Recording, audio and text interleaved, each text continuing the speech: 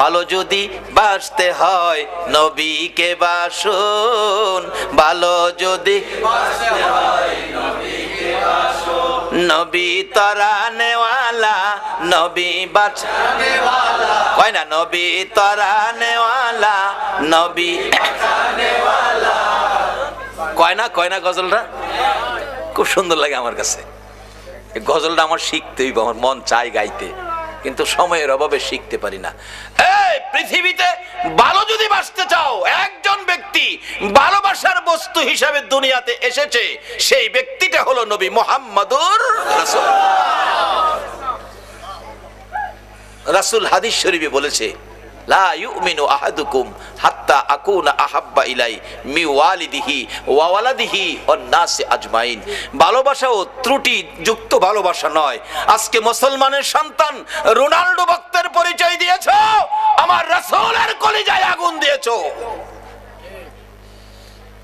ইহুদি চক্র আমার নবীকে শুধু দুনিয়াতে আঘাত করে নাই, রওজা পাকে শোয়ার পরেও নবীজির দেহ মোবারক সরাইয়া নেওয়ার জন্য ইহুদি চক্র শয়তানি করেছিল। কিভাবে? মদিনার ঘটনা। নবীজি রওজা পাকে শুইয়াছেন, ইহুদি চক্র তিনজন ইহুদি বলুন কয়জন?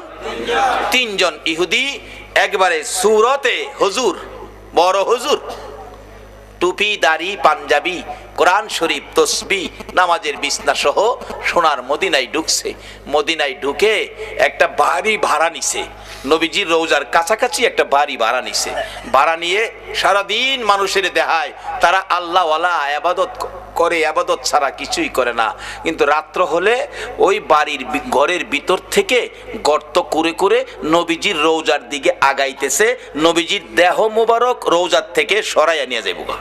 এই ইহুদিরা, তোমরা যার ভক্ত হইছো, আপনারা ফাইসালা দিবেন একটা মুসলমানের সন্তান কি ওই ইহুদির ভক্ত, রোনাল্ডোর ভক্তের পরিচয় দেওয়া উচিত হবে? মাটি করতে করতে করতে করতে সারা রাত ঘুমায় না, মাটি করে মাটি কাছে বিছে রাখে না, অনেক দূরে নিয়ে পাহাড়ের নিচে ফেলায় দেয়, অনেক দূরে, কেউ যাতে বুঝতে না পারে। অনেক দিন মাটি করার পর নবীজির রওজা পাকের কাছাকাছি চলে গেছে। আর যদি একটা দিন করতে পারে, নবীজির পাও মোবারক বাহির করে ফেলবে। তখনকার সময়ের বাদশাহ জঙ্গি নুরুদ্দিন, ওই এলাকার শাসনের ভার তার হাতে ছিল। নবীজি স্বপ্ন যুগে এই তিনজন লোককে দেখাইয়া বলতেছে, ও বাদশাহ জঙ্গি নুরুদ্দিন, এই তিনটা লোক ইহুদি, তারা এইভাবে মাটির নিচ দিয়ে চক্রান্ত করে গর্ত করে আসতেছে আমাকে সরাইয়া নেওয়ার জন্য, তুমি তাদেরকে প্রতিহত করো। স্বপ্নে দেখছেন, উঠে বসে গেলেন, কি দেখলাম, আবার শুয়ে গেছে, ঘুমিয়ে গেছে। নবীজি আবার ডাক দিলেন, কারণ কালকে সারাদিন সারা রাত মাটি করলে আমারে বের করে ফেলবে। জঙ্গি নুরুদ্দিন, ঘুমিয়ে গেছো, আমি ডাকলাম শুনলা না? এই তিনটা শয়তান, তিনটা দুশ্মন আমাকে সরিয়ে নেওয়ার জন্য মাটির নিচ দিয়ে গর্ত করে আসতেছে, তুমি তাদেরকে থামাও। নুরুদ্দিন উঠে বসে কিছুক্ষণ চিন্তা করলেন, রাত্র গভীর, কি দেখলাম, আবার শুয়ে গেছে। তিনবারের মাথায় রাসূল একটু কষ্ট মনে বলছে, নুরুদ্দিন, আমার কথাটা শুনলা না? তুমি আর শুইতে পারবা না, বিছানায় পিঠ লাগাইতে পারবা না, তুমি মদিনায় যাও। বাদশা জঙ্গি নুরুদ্দিন রাত্র গভীর, পাগলা ঘন্টা বাজাইছে, তার সৈন্যরা দৌড়ায় আসছে। কি ব্যাপার বাদশা, রাত্রে পাগলা ঘন্টা কেন বাজালেন? দুইটা চোখের পানি গাল বেয়ে বেয়ে ছেড়ে দিছে। রে জঙ্গি নুরুদ্দিনের সৈন্যরা, রাসূল আমাকে ডাক দিয়েছে। রে বাবারা, ভাইয়েরা, আজকে যারা এই মাহফিলে বসে আছো, কোন দিন জানি আমার নবী তোমাদের সাথেও স্বপ্নের দেখা দিয়া দেয়। বাবারা, আসুন আমরা জঙ্গি নুরুদ্দিনের কাছে যাই। জঙ্গি নুরুদ্দিন চোখের পানি ছেড়ে বলে, চলো চলো তোমরা মদিনায় যেতে হবে, রাসূল আমাকে ডাক দিয়েছে। ঘটনাটা কি সেটা বলে নাই। সমস্ত সৈন্য লইয়া, অনেক মাল সামান খাদ্য লইয়া রওনা হয়ে গেলেন মদিনায়। প্রথমত সকালবেলা মদিনায় যাইয়া মদিনার শহর আগে ঘেরাও করেছে। ঘেরাও, একটা মানুষ যাতে মদিনার বাহিরে যাইতে না পারে। বলুন, রাসূলকে নিয়ে যাবে, এটা কি সম্ভব? রাসূলের পক্ষে আছে কে? বলুন, রাসূলের পক্ষে আছে কে? ও ইহুদি চক্র, এইভাবে আমার নবীকে সরিয়ে নেওয়ার জন্য চক্রান্ত করেছো। তোমরা ভাবছো রাসূলের কেউ নাই, আমার নবীর গার্জিয়ান হলো স্বয়ং আল্লাহ। জঙ্গি নুরুদ্দিন মদিনা ঘেরাও করছে। আগে একটা বাড়িতে আস্তানা করলেন, বসলেন, ডাকতেছেন যত মদিনার মানুষ আছেন, জাতি বিজাতি, বুড়া করা, ধনী গরিব, সবাই আমার সাথে দেখা করে আমার কাছ থেকে সাহায্য নিতে হবে, মতান্তরে আমার আয়োজনে তোমাদের খানা খাইতে হবে, না হয় আমার সাথে মুসাফা করতে হবে, এমন একটা ঘোষণা দিয়ে দিলেন। লোকজন বাদশাহ জঙ্গি নুরুদ্দিনের ঘোষণা তো, সবাই আসতেছে। আয়েশা দেখা করলেন, কেউ সাহায্য নিলেন, কেউ নিলেন না, ধনী যারা। এভাবে সবার সাক্ষাৎ শেষ, কিন্তু নবীজি যাকে স্বপ্নে দেখাইছিল তাদেরকে পাওয়া যায় না। একজন মুরব্বীকে ডেকে বললেন, বাবা, মদিনায় কি আরো কোনো মানুষ বাকি আছে যারা জঙ্গি নুরুদ্দিনের সাথে দেখা করে নাই? মুরব্বীরা বলেন, বাদশাহ, জঙ্গি নুরুদ্দিন 3 জন লোক আছে, তারা মেহমান, আল্লাহওয়ালা। আর আল্লাহওয়ালা তারা বিদেশি, তারা তো সাহায্য নেয় না, বরঞ্চ আরো মানুষকে সাহায্য দেয়। বাদশাহ বলেন, তাই নাকি? হ্যাঁ, লোকটি আসে নাই? না। তাদের কাছে লোক পাঠালেন, তাদেরকে আসতে বলো। তারা বলছে, আমরা বাদশার কাছে যাব কেন? বাদশা সাহায্য দিবে, আমরাই তো আরো সাহায্য মানুষকে দেই, আমরা যাব না। বাদশার কাছে বললে বাদশা কোথায় আসে না? না, তাহলে আমি নিজেই যাব। বাদশা নিজেই গেলেন, যাইয়া ঘরের দরজায় দাঁড়াইয়া দেখে একজন নামাজ পড়ে, আরেকজন কোরআন শরীফ পড়ে, আরেকজন তসবিহ টিপে। এ হুজুর কইলাম বাইরিয়া গেছে, আইবো কইলাম, চট্টগ্রামও আইবো, বিস্তারিত আর কইলাম না, আইবো। তাদের কাছ থেকে ঈমান বাঁচাইতে হলে একটাই পক্ষ, নবী মুহাম্মদুর রাসূল। নবীর ভালোবাসার প্যাকেটে ঢুকে যান। বাদশা জঙ্গি নুরুদ্দিন ঘরের দরজায় তাদের দেখে একটা হুঙ্কার মারলেন, কে তোমরা? নামাজির নামাজ ছুটে গেছে, কোরআন পড়বে, কোরআন পড়া বন্ধ, তসবিহ হাত থেকে পড়ে গেছে। পিছনে তাকায়া দেখে বাদশা জঙ্গি নুরুদ্দিন, যাকে রাসূল নির্দেশ করেছে যাও। এবার চেহারা দেখে তারা বলছে, আমরা, তোমরা এখানে কি করো? বাদশার হুকুম মানলে না?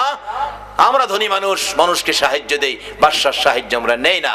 বাদশা তাকিয়ে দেখে সাহায্য নিবে যেই 3টা সূরত নবী স্বপ্নে দেখাইছে, এই 3টাই তারা। সঙ্গে সঙ্গে সৈন্যদেরকে নির্দেশ দিলেন, তাদেরকে বাঁধো, হাত পাও বাঁধো। বাঁধলেন। তোমাদের দেশ কোথায়? আমরা সুদূর ইটালি আমাদের দেশ, আমরা ইহুদি বংশের জন্ম। কি করো? এখানে ইবাদত করি। ইবাদত করো। খাটের নিচে একটা চাটি, চাটিটা টান দিয়ে সরাইয়া দেখে বিরাট বড় গর্ত। বাদশা জঙ্গি নুরুদ্দিন গর্তের ভিতরে নামলেন। নাইমা যাইতে যাইতে যাইতে যাইতে দেখে একবারে নবীজির রওজা মোবারকের কাছে চলে গেছে। আর একটা দিন যদি গর্ত মাটি করতে পারতো, নবীজির পাও মোবারক বাহির করে ফেলতো। বাদশা জঙ্গি নুরুদ্দিন তাদেরকে উঠাইয়া ময়দানে নিয়ে প্রমাণ করলেন, এই যে দেখো নবীর দুশমন, সূরত কিন্তু হুজুর। সূরত কি? হুজুর। বাদশা জঙ্গি নুরুদ্দিন প্রমাণ করে দিলেন, এই যে দেখো নবীর দুশমন। আমার নবী স্বপ্ন যুগে বলেছে, বাদশা জঙ্গি নুরুদ্দিন, এই 3টা লোক এইভাবে গর্ত করে আসতেছে, আমাকে সরিয়ে নেওয়ার জন্য তাদেরকে তুমি ধরো। এই যে পেলাম, এই যে দেখেন আপনারা গর্ত করে নবীজি রওজার পাশে চলে গিয়েছিল। এরপরে বাদশা জঙ্গি নুরুদ্দিন নির্দেশ করলেন, নবীজির রওজার চারপাশে নিচ থেকে গর্ত করে, গভীর গর্ত করে, সীসা ঢালাই করে একটা বাউন্ডারি দাও। সীসা ঢালাই, যাতে কোনো শত্রু এই আক্রমণ আর কোনোদিন না করতে পারে। আমার আল্লাহ বলেন, বাদশা জঙ্গি নুরুদ্দিন রে, আমার বন্ধুর হেফাজতের জন্য তুমি সীসা ঢালাই করে দেওয়াল নির্মাণ করেছো। আমি আল্লাহ আজ থেকে কিয়ামত পর্যন্ত বন্ধুর হেফাজতে ফেরেশতা নিযুক্ত করে দিলাম।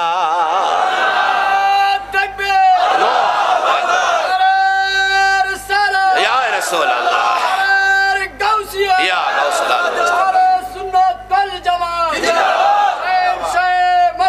জিন্দাবাদ, জিন্দাবাদ। বাবারা ভাইয়েরা, মদিনার পরিবেশ মক্কা যদিও আমাদের এই কেবলা, কিন্তু যায়া দেখেন মক্কায় ফেরেশতা নিযুক্ত করে নাই, মদিনায় ফেরেশতা নিযুক্ত হওয়াতে যারা হজ করতে গিয়েছেন, যারা মদিনায় চাকরি করতেছেন, আমি আপনাদের কাছে আবদার রাখবো, মদিনার পরিবেশ আর মক্কার পরিবেশ এক না কিছু ব্যবধান আছে? মদিনার পরিবেশ এত শান্ত, আল্লাহু আকবার বলো, কিন্তু মদিনায় শান্ত পরিবেশ, মক্কায় হাউকাউ। কোন কোন এলাকায় আছে ঢাকা গুলিস্তানের মতো দোকানদারিরা দোকানদারি করে, 500 টাকা দাম চাই, 50 টাকা হলে বিক্রি করে। মদিনায় বিক্রি 45 টাকা দামের একটা পাঞ্জাবি 45 টাকা। আমি বারবার বলছি, ওয়াহেদ কালাম আখের কালাম, মানে একটা শেষ কথা কও।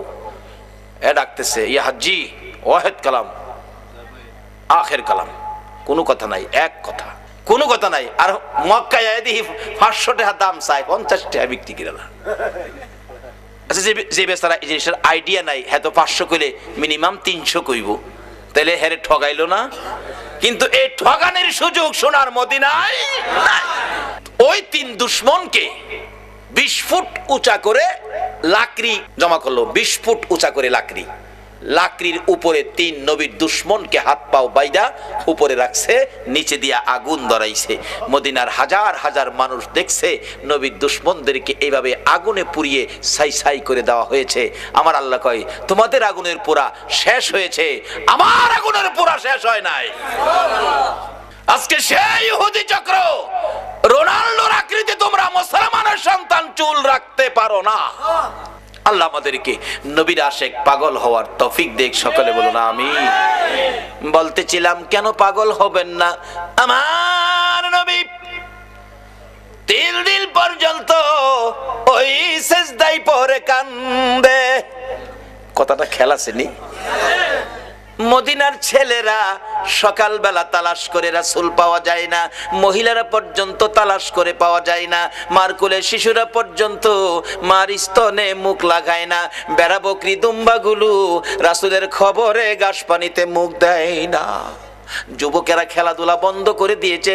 বাবা যুবকেরা গো, কারা আজকে সেই মাহফিলে বসে আছে গো বাবা? হাসাইন আর হুসাইন 2 ভাই জান্নাতি যুবকদের সর্দার হবে গো। ওই হাসাইন হুসাইনের ভালোবাসায় যদি বসে থাকো, আমার আল্লাহ হাসরের ময়দানে হাসাইন আর হুসাইনের নেতৃত্বে তোমাদেরকে জান্নাতি বানাইয়া দিবে। আমার নবী কাঁদতেছে। 2 দিন পার হয়ে যায়, 2 রাত পার হয়ে যায়, 3 দিন যেদিন পার হয়ে যাবে, মদিনায় কারো চুলায় আগুন জ্বলে না, কারো পেটে খাবার যায় না, মার কুলের শিশুরা পর্যন্ত মার স্তনে মুখ লাগায় না। দুধ খাওয়াইতে চাইলে মা, বাচ্চারা চোখের পানি ছেড়ে বুঝায়, মা গো দুধ খাবো না গো মা, বলো আগে আমার রাসূলের খবর কি? যুবকগুলো মার পায়ে সালাম করে বিদায় নেয়, মা বিদায় দাও গো, না জানি কোন মুনাফিকের আমার নবীকে ধরে নিয়ে গেছে। মা জীবনের বিনিময় হইলেও গো আমরা রাসূলকে উদ্ধার করে নিয়ে আসবো। মা গো এই উদ্ধার ক্ষেত্রে যদি আমাদের মৃত্যু হয়ে যায়, মা দুঃখ নিও না, দেখা হবে হাসরের ময়দানে। যুবকেরা বেরিয়ে গেছে, নবীর আশেক পাগলেরা বেরিয়ে গেছে, মহিলারা পর্যন্ত বাড়ি বাড়ি একজন আরেকজন মহিলার কাছে খবর জানতে চাইতেছে। 3টা দিন যে দিন পার হয়ে যাবে, আবু বকর উমরের জীবনী লেখে মদিনার শেষ প্রান্তে পাহাড়ের পর পাহাড় পার হইয়া যাইয়া দেখে এক জাক রাখাল বসে বসে টেনশন করতেছেন। রাখালেরা রে, তোমরা কিসের টেনশন করো রে রাখালেরা? তোমরা কোত্থেকে আসছো? আমরা আসছি মদিনা শহর থেকে। তোমাদের নাম কি? আমার নাম আবু বকর, আমার সাথে উমর, আমরা 2 জন। তোমরা কিসের টেনশন করো? রাখালেরা রে, আমাদের টেনশন তোমরা শুনবানি। রাখালেরা বলেন, আমাদের টেনশনের উপর তোমাদের আবার কি টেনশন? রে রাখালেরা, আজকে 3টা দিন পার হয়ে যায় রে, আমাদের মায়ার নবী রে খুঁজে পাই না। তোমরা আমাদের মায়ার নবী, দয়ার নবীর খোঁজ খবর জানোনি? রাখালেরা বলেন, এরে আবু বকর উমর, আমরা তো তোমাদের মায়ার নবী দয়ার নবী চিনি না, তবে আমরা যাকে নিয়ে টেনশন করতেছি আজকে 3টা দিন পার হয়ে যায় রে, একটা মায়ার মানুষ রে, একটা নূরের পুতুল রে, পূর্ণিমার চাঁদের মতো চেহারা, ওই পাহাড়টার নিচে আজকে 3টা দিন হলো সিজদায় পড়ে উম্মতি উম্মতি বলে কান্দে রে আবু বকর। ওই লোকটার আমাদের সকল রাখালের বেড়া বকরি দুম্বাগুলো এক নজরে তাকায়া তাকায়া কান্দে, ঘাস পানিতে মুখ দেয় না। আমরা টেনশনে আছি, এই বেড়া বকরি দুম্বা 3 দিন পার হয়ে গেল, না খায়া কত থাকবে, এখান থেকে নি সরিয়ে নেওয়া যায়। আমরা আঘাত করেছিলাম বেড়া বকরি দুম্বাগুলো সরিয়ে নেওয়ার জন্য। এরে আবু বকর ওমর, এত মার মারছি রে, কোন বেড়া বকরি দুম্বার চামড়া ফাইটা গেছে রে, তারা মার খাইতে রাজি রে, এই লোকটার কাছ থেকে যাইতে রাজি না। আবু বকর একটা চিৎকার মারছে, ওমর যার মায়ায় বেড়া বকরি দুম্বা কান্দে রে, আমাদের রাসূল ছাড়া কেউ না। দুইজনে পাগল পাগল হইয়া দৌড়াইয়া কাছে যাইয়া দেখে আমার নবী সেজদায় পড়ে 3টা দিন পার হয়ে গেছে, 2টা রাত্র পার হয়ে গেছে। আমার নবীর ঘুম নাই, খাবার নাই, বিছানা নাই, এক সেজদায় 3 দিন। বলুন কার মায়ায় নবী কান্দে? আরে দয়ালো নবী, প্রেমের ছবি আর আসবে না জগতে, আমার দয়ালো নবী, প্রেমের ছবি আর আসবে না।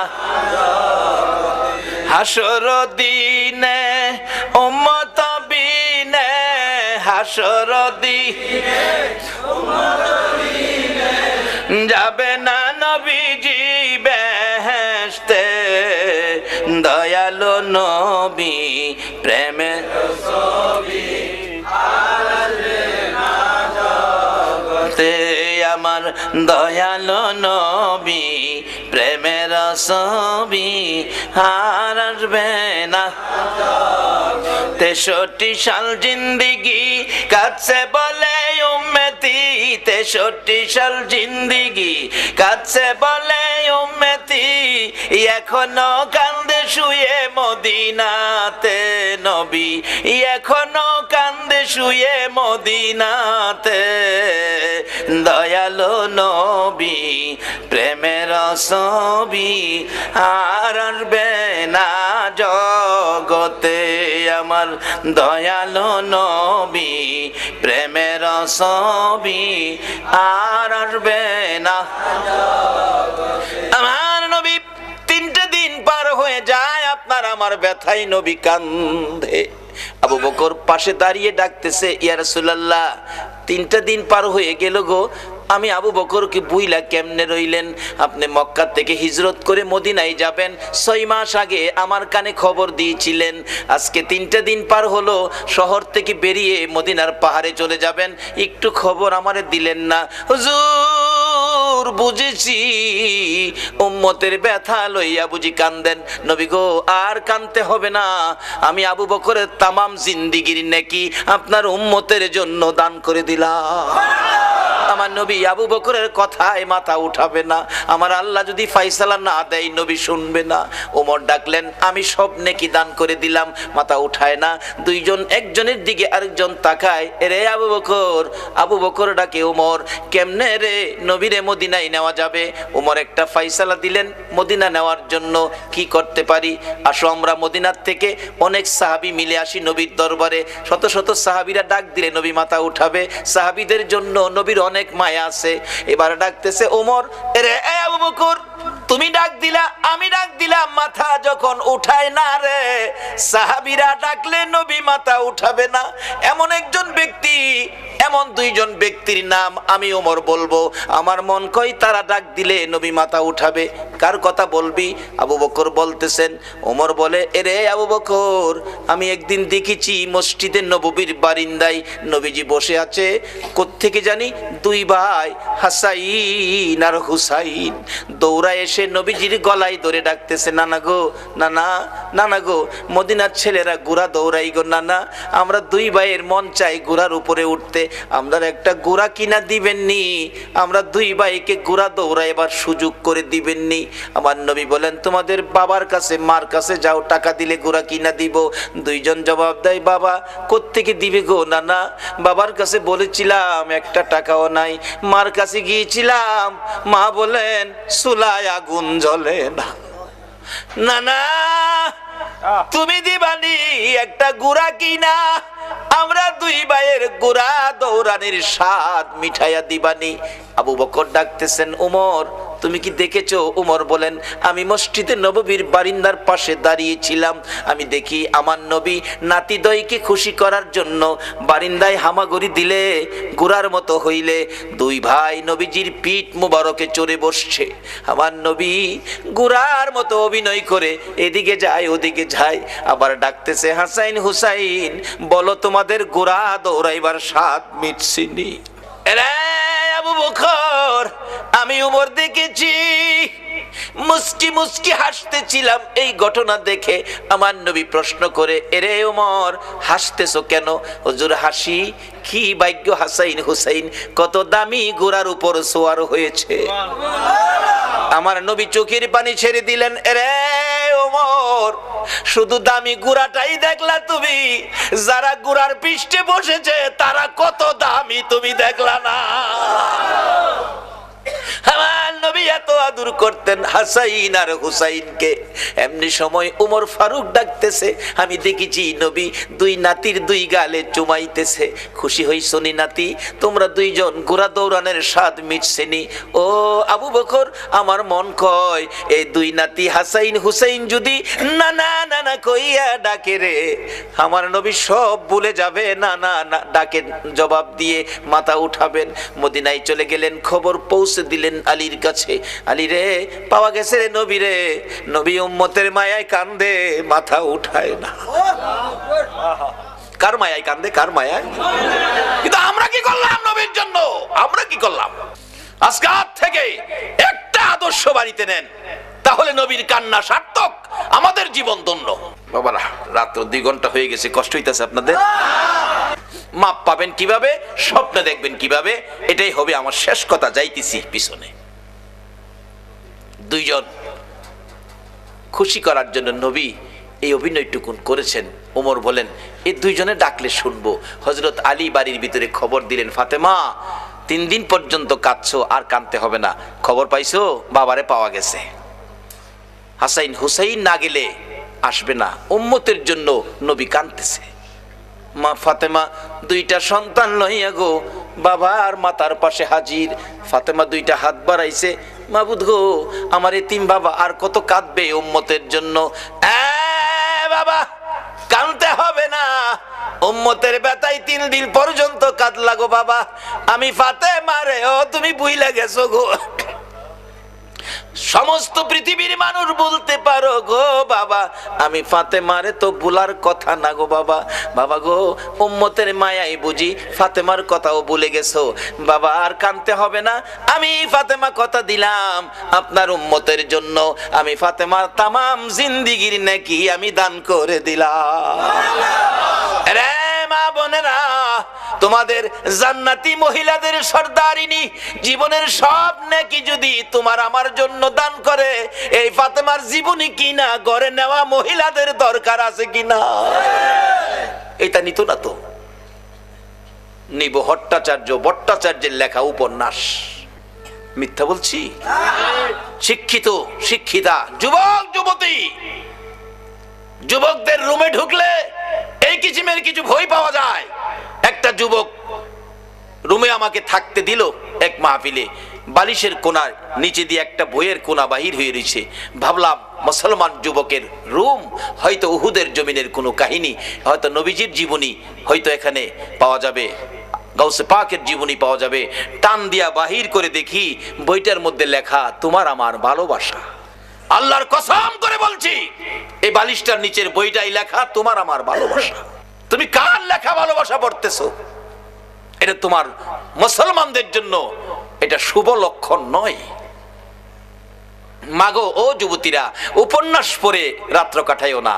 কোন যুবতী মহিলা ফজর রাজান পড়ে এটা উপন্যাস পড়ে, এটার কপালও কি আছে আল্লাহই জানে। যদি রাত্র কাটাইতে হয় কিছু পড়ে, ফাতেমার জীবনী পড়ে বইটা ফাতেমার জীবনীটা পড়ে রাত্র কাটাও। কাল কিয়ামতে খাতুনে জান্নাত ফাতেমাতুজ জাহরার সাথে তোমার হাসর হয়ে যাবে। না হয় পবিত্র কোরআন শরীফ পড়ে রাত্র কাটাও, তোমার জীবন ধন্য হয়ে যাবে। কিন্তু এক বর্তমান বাংলার সমাজ ধ্বংসের দিকে যাচ্ছে, উপন্যাস পড়ে ফাতেমার জীবনী কিনে নেয় না, উহুদের জমিনের ঘটনা কিনে বাড়িতে নেয় না। একটা মহিলাও বলতে পারবে না একটা ফাতেমার জীবনী ঘরে আছে দেখাইতে পারবে না। বলতেছিলাম যে ফাতেমা তামাম জিন্দিগির নেকি আপনার আমার জন্য দান করে দিয়েছে, তারপরও নবী মাথা উঠায় না। আপনার আমার ব্যথায় নবী কান্দে, ফাতেমার কথাও নবী শুনে না। হাসাইন হুসাইন দুইজন দাঁড়িয়ে আছে, মা ফাতেমা ডাকে, বাবা গো তোমরা দুইজন ডাক দাও গো, দেখি তোমরা ডাক দিলে নি আমার বাবা মাথা উঠায়, আর কত কাঁদবো, 3টা দিন বাবার পার হয়ে গেছে। দুইজন দুই দিকে নানা কইয়া ডাকতেছে, হুসাইন ডাকতেছে, নানা গো দুনিয়ার সব মানুষ বলতে পারো গো নানা, আমি হুসাইন রে কেমনে বইলা গেলা গো না। যে হাসাইন আর হুসাইনের মায়াই আমার নবী হাসাইন আর হুসাইনতে দেখতে গেলেন খাতুনে জান্নাত ফাতেমাতুজ জাহরার ঘরে, যাইয়া দেখে দুই ভাই ঘরে নাই। ফাতেমার চোখের মধ্যে পানি ঝরতেছে। নবী জিজ্ঞেস করে, ফাতেমারে কেন এইভাবে কান্দো? আমার নাতিরা কই? দুই নাতি না দেখলে আমার শান্তি লাগে না। ফাতেমা বলেন, বাবা গো আমি কাঁদতেছি কোন ব্যথায়? ঘরের পিছনে যাইয়া দেখেন গো বাবা, আজকে 3টা দিন পার হয়ে গেল, আমি ফাতেমার চুলায় আগুন জ্বলে না। আপনার আদরের দুই নাতি না খাইয়া থাকতে থাকতে পেটের খিদার যন্ত্রণায় ঘরের পিছনে গলাগুলি করে নানা নানা কইয়া কাঁদতেছে গো বাবা। আমার নবী পিছনে যাইয়া দেখে গলাগুলি করে নানা নানা কইয়া কাঁদতেছে। নানা গো পেটের খিদা গো নানা, সহ্য করতে পারি না। আমার নবী বেরিয়ে গেলেন। ঘুরতে ঘুরতে যাইতে যাইতে একটা ইহুদির বাগানে আমার নবী চাকরি নিলেন। কুয়ার থেকে পানি উঠাবেন, গাছের গোড়ায় পানি দিবেন, পানি উঠাবেন, 1 বালতি পানি 8টা, 1 বালতি পানি 3টা করে খেজুর, এইভাবে 8 বালতি পানি উঠাইয়া হাসাইন হুসাইনের মায়ায় আমার নবী বাগানে চাকরি পর্যন্ত নিয়েছে। এই ভালোবাসার হাসাইন হুসাইনে কষ্ট পাবে, এই কাজ আপনারা কইরেন না। আমার নবী 8 বালতি পানি উঠাইয়া 9 বালতি পানি বুড়াইয়া টান দিলে রশি ছিঁড়ে বালতি কুয়ার ভিতরে পড়ে গেছে। ইহুদি দৌড়াই আসছে, পানি উঠাও পানি উঠাও। রশি ছিঁড়ে বালতি পড়ে গেছে, কি দিয়ে উঠাবো? ছিঁড়ে গেছে। হাও না তুমি ছিঁড়ে ফেলছো? আমার নবীরে কয়, নবী বলে ছিঁড়ে ফেলছে। আমার নবী বলেন, ইহুদি রে আমি ছিঁড়ি নাই, ছিঁড়ে পড়ে গেছে।